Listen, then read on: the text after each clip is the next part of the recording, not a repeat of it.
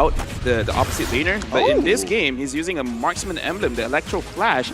So perhaps he's looking for more of a sustained game. He just wants to stay in the lane as much as he can. If he can bully someone out, great. If not a big deal. Let's not forget that Electro Flash is one of the few emblems that actually scale pretty well towards the later stages of the game. Remember, BTK have a lineup that is really, really tanky. He's not going to be able to secure those kills as easily as most people think. So I think this is just a great adaptation coming in from Navi. Yeah, and Navi is super aggressive. Defender leaving the XP lane early on, not even a minute in, helping clear this side of the jungle for Sunset Lover. Getting that Little Wanderer real quick. Now you can kind of see what the Selena's doing. Earlier, when Selena made her debut here in M3, not so much. It did not help. But now, a minute in already, I can see how different it is for Navi. Yeah, I mean, Sawo's got to be very, very careful. If he goes down early, it's going to be difficult. But yeah, you can see the small interactions. The shield is going to be able to block the Abyssal Arrow. You don't really get stunned. Walk away. It's fine. That's the main idea.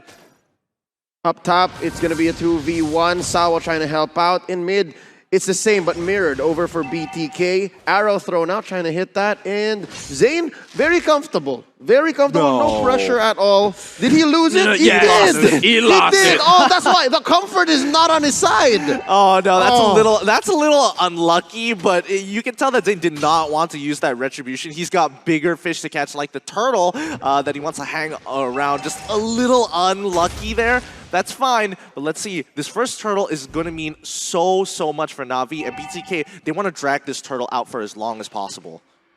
It's so curious, was that well-timed, or was that just Zane complacent with his small camp take?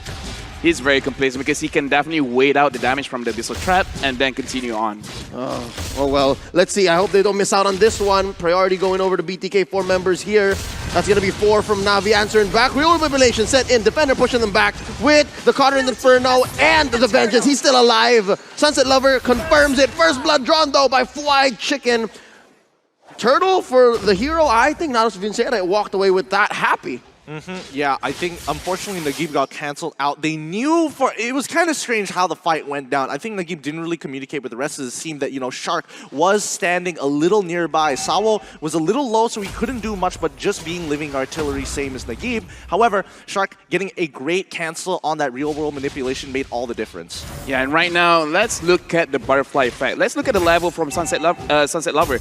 Level 6. MOBAZANE just reached level 5 just by missing out on one creep, just by missing out on that turtle. We can definitely see a big change in EXP. He wants to get ahead here. Lil is protecting himself, but Navi look for the counterattack here. Void Crystal dropped in by Nagib. Sunset Lover, he can try to go deep, but they're already ahead, about 1,000 gold already. And now you can see how difficult it is as a gold laner to not have that range advantage. Yes, Victor's bullying over Lil, but the gold lead speaks for itself. Let's look at the items. Yeah, right now let's looking at Lil. Lil has a mix of everything. He has a little bit of damage, he has a little bit of HP, as well as magic resist. Looking like he doesn't care too much about this early game. He just wants to have equal of everything. He just doesn't want to die, which does show in his emblem of choice. So it looks like Navi is playing a very different game than what we usually see in the Southeast Asia region. Honestly, I think they're playing for first item. I think that's the general idea. Even though Lil may not necessarily have a lot of control over the lane unless the rest of Navi is rotating to that side of the map, you can see he's got more gold than Victor, he's got more EXP than Victor, and Victor, who also took Avarice. As long as Lil plays a passive game and minimizes the effectiveness of this rune, then I guess it's fine for him. Yeah, no, the range differential is so huge. You have to hit your opponent to get the extra money, and it's not just happening right now for Victor. Zia popping the feathered airstrike. Nagib throwing out those void crystals. Sawo just putting up a perimeter with the threat of activation. Oh, here we go. Speaking of activation, Numinum Blast hitting nothing but air. Down goes Zia. Defender again, biting down. Shark, his target. Arrow thrown out by Sawo, pushing away the rest of BTK. Navi gonna look to confirm their second turtle. Okay, nicely done. Very nicely done for either teams. They have very clear ideas of how they want that fight to shape out. And the moment it's not going their way, they back out of there. Turtle slain here, brought to you by the STB. My goodness, so far it's been going pretty good. Amazing conversion rate for Natos Vincere here. They're gonna go ahead and take that turtle buff, use it to space out top lane, take that turret, and then answer back to mid. They're not gonna let BTK get this for free. Arrow thrown out by Sawo. Trap set in underneath Zane. Oh, look at the burst! Wow. Zane is not happy. Look at that. Oh. I mean, he will be okay. Okay, he will be okay at the end of it. He needs the recall, unfortunately, and pathing up might not be the greatest option. Lil's going to get attacked, and yeah, cross-map plays are being happened. Natos Vincere very, very mobile. Lil, three-man gank squad down bottom. Victor, finally a little bit of space, room for him to breathe. But Sunset Lover gonna clear this wave just in case Lil comes back soon enough, because next turtle coming down bot.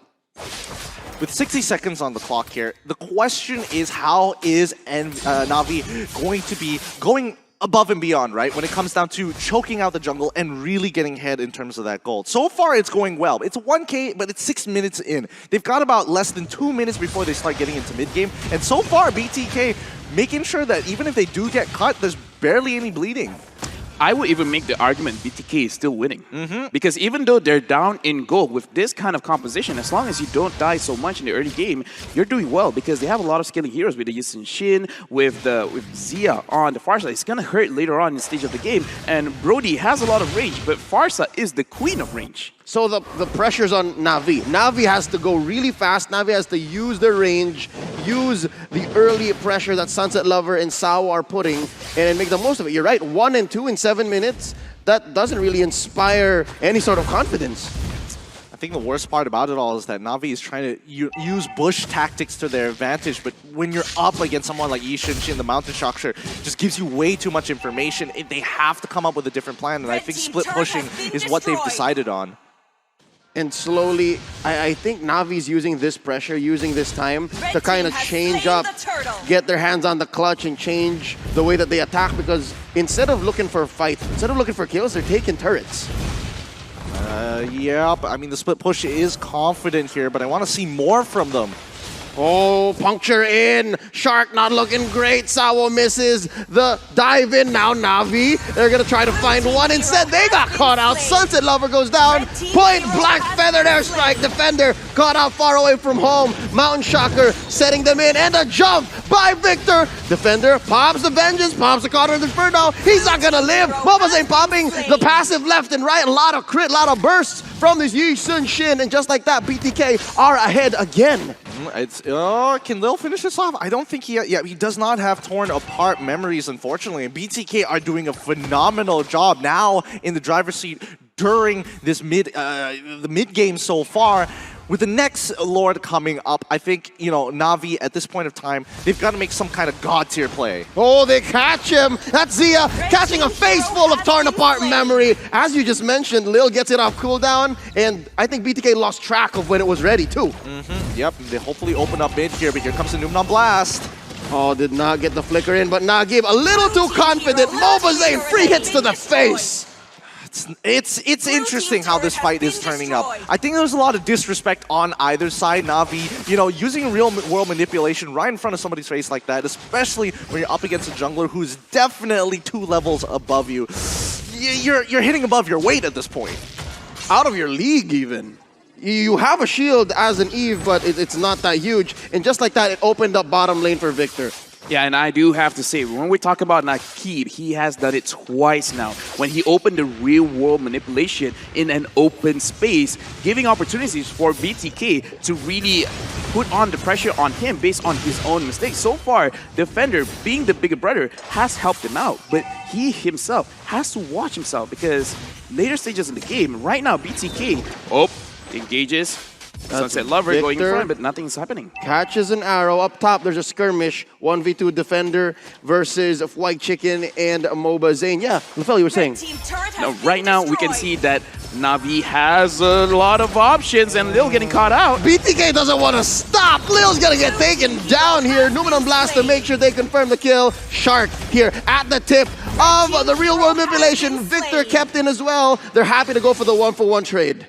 the patience from Sunset Lover. He could have just gone straight on towards Phoveus, but you needed to make sure that Nagib is going to have a good time. He gets hit by the Astaroth's Eye, but he doesn't want to give him multiple procs to dodge the damage. So really good play coming in from Navi. Unfortunately for Lil, he has to pay the price, but at the end of the day, it's going to be BTK who's going to be coming up on top of him in the economic game. Yeah, right now when we look back at the replay, we can see that Lil is a little bit tanky, and this comes to question, what is he building right now? Because it's obvious that he has the Athena shield, but I'm worried that he prioritizes so much on his defensive capabilities right now to the point where Navi does not have enough damage.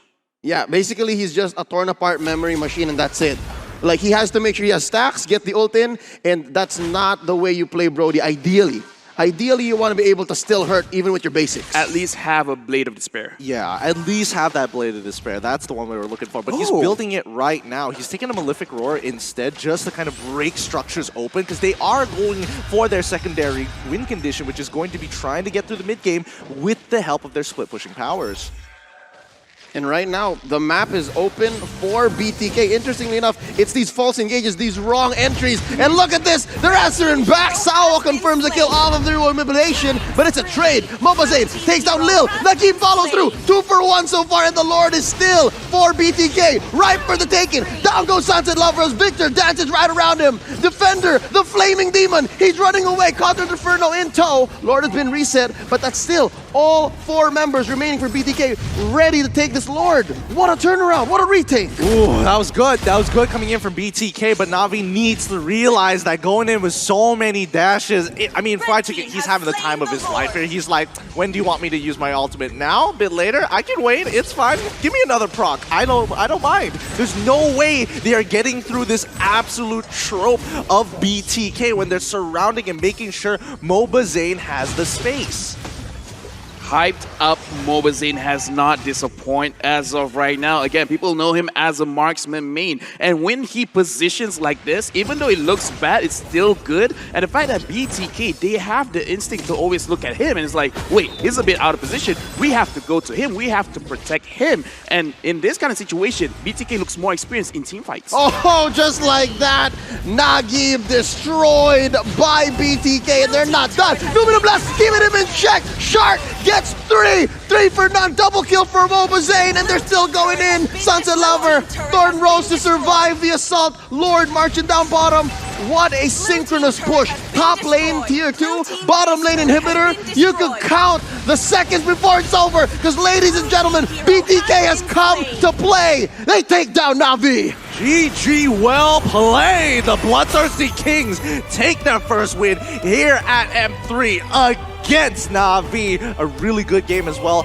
Great draft overall. It really set in stone how tempo needs to be controlled here. And you need to have tempo setters, or more so, if you want to be aggressive, you got to be hyper aggressive here. And right now, the way that I feel it, Sunset Lover understood and he got a little scared trying to get in towards that big bodyguard trope that was surrounding MOBAZANE.